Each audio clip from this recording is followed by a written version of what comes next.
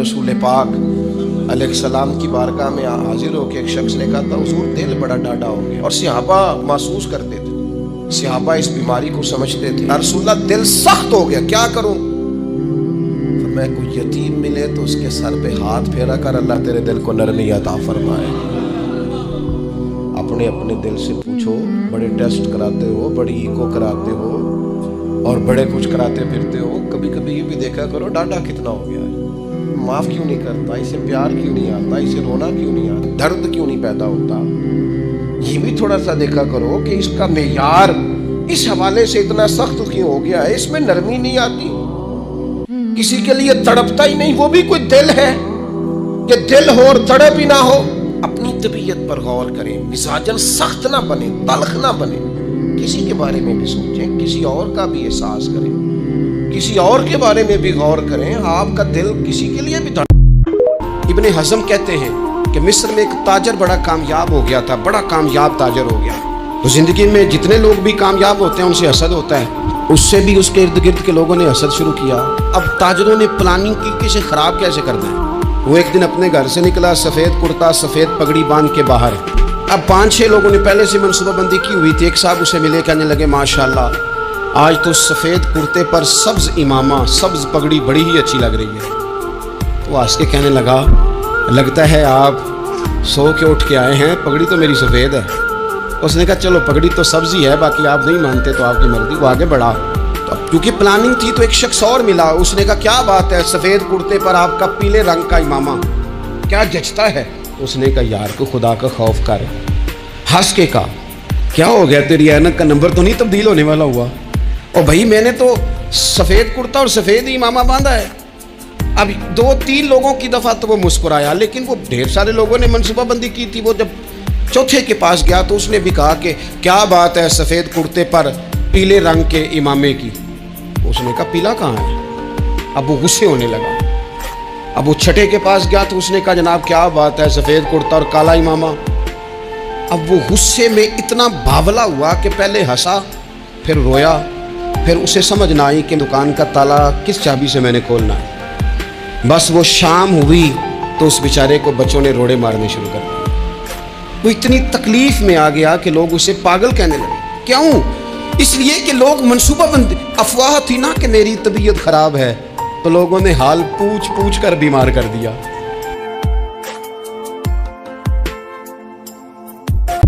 میں رات کو دوستوں کو بتا رہا تھا کہ امام جعفر صادق رضی اللہ تعالیٰ عنہ فرماتے ہیں کہ اللہ تعالیٰ نے نا دنیا کو حکم دیا ہے، دنیا کو رب نے حکم دیا ہے۔ رب فرماتا ہے دنیا جو میری عبادت کرے نا اس کی خدمت کرنا، اور جو تیری خدمت کرے اسے تھکا دینا۔ تھک گئے لوگ دنیا کی خدمت کر، کیا نتیجہ نکلا؟ کچھ بھی نہیں۔ کیا کر سکیں اس میں؟ کچھ بھی نہیں۔ دنیا میں جب ہم آئے ہیں نا یہاں، تو یہاں اللہ تعالیٰ نے ہمیں کام کرنے بھیجا ہے۔ یہ دنیا آخرت کی کھیتی ہے۔ یہاں تو ہم نے کوئی ایسی فصل لگانی ہے کہ جس کو صبح قیامت جب ہم کاٹیں تو وہ ہمارے لیے باعث نجات بن جائے۔ یہاں تو کوئی ایسا کام کرنا ہے، کوئی ایسی ڈیوٹی کرنی ہے۔ میں دوستوں کو اکثر ایک مثال دیا کرتا ہوں، میں کہتا ہوں جو بندہ یہاں سے سعودی عرب جاتا ہے وہاں مکان نہیں بناتا، اور علاقے کے سیانے بندے کبھی عمرہ کرنے جائیں اور اس بچے کو دیکھیں نا وہ وہاں فارغ پھر رہا ہے تو تانے دیتے ہیں، کہتے ہیں تیری ماں نے زیور بیچ کے تجھے بھیجا ہے اور تو یہاں باہر پھر رہا ہے، تیرے والد نے پلاٹ بیچ کے گھر بیچ کے تجھے باہر بھیجا اور تو یہاں پھر رہا ہے۔ او میرے بھائی رب نے بھی تو بھیجا تھا نا، الذی خلق الموت والحیات لیبلوکم ایکم احسن عملا، جاؤ جا کے دنیا میں اچھے کام کر کے آؤ۔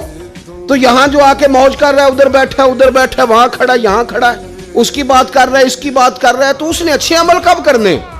حضرت مولا علی نے نا ارادہ کر لیا دوسری شادی کرنے کا، پیغام نکاح آیا انہیں، حضرت علی نے ارادہ کیا اب سب کے لیے جائز ہے دوسری شادی کرنی۔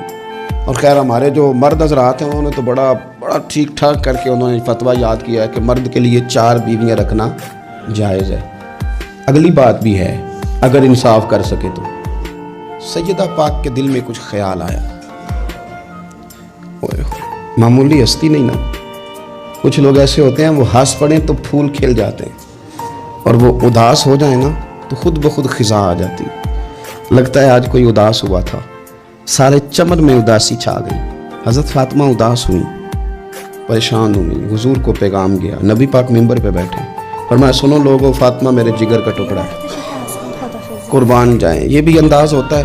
فرمایا یہ میرے جگر کا ٹکڑا ہے, جس نے اسے ناراض کیا اس نے مجھے ناراض کیا, جس نے اسے راضی کیا اس نے مجھے راضی کیا. پاک رسول کی پاک بیٹی, عزت والے نبی کی عزت والی, شانوں والے رسول کی شانوں, وہ جس نے معزز کیا گھرانے کو, اور حسین پال کے جس نے دیا زمانے کو. حضرت علی شیر خدا رضی اللہ تعالیٰ عنہ کہتے ہیں میں حاضر بارگاہ ہوا, حضور آپ جیسے حکم کریں. تو حضور نے فرمایا سب کے لیے جائز ہے دوسرا نکاح کرنا, پر جب تک میری بیٹی موجود ہے علی تیرے لیے جائز نہیں. پرانے زمانے میں نا عارف رومی رحمۃ اللہ علیہ فرماتے ہیں کہ ایک بیل گائے گر گئی تھی کنویں کے اندر. اب وہ لوگ اس کو نکال تو نہیں سکتے تھے, تو انہوں نے اس طرح کیا کہ مٹی ڈالنی شروع کر دی کہ اب بدبو آئے گی, پریشانی ہوگی, تو اس کو بند کر دیتے ہیں اندر ہی کنویں کو, کنواں نئی جگہ پہ کھود لیتے ہیں. انہوں نے جب اس کے اندر مٹی ڈالی نا تو وہ گائے جو تھی وہ مٹی جھاڑ کے تو مٹی کے اوپر آ گئی. انہوں نے پھر مٹی ڈالی تو وہ تھوڑی اور اوپر آ گئی, اور مٹی ڈالی تو اور وہ مٹی ڈالتے گئے اور گائے وہاں سے کنویں سے باہر آ گئی. لوگوں نے دفن کرنا چاہا, وہ باہر نکل آئی. اور میرے بھائی لوگ بھی اپنی باتوں میں دفن کرنا چاہتے ہیں, لیکن یاد رکھنا جو چمکنے والے تھے وہ چمکتے ہی رہے. جن کو اللہ نے عزت دی تھی ان کی گھٹائی کوئی نہیں سکا.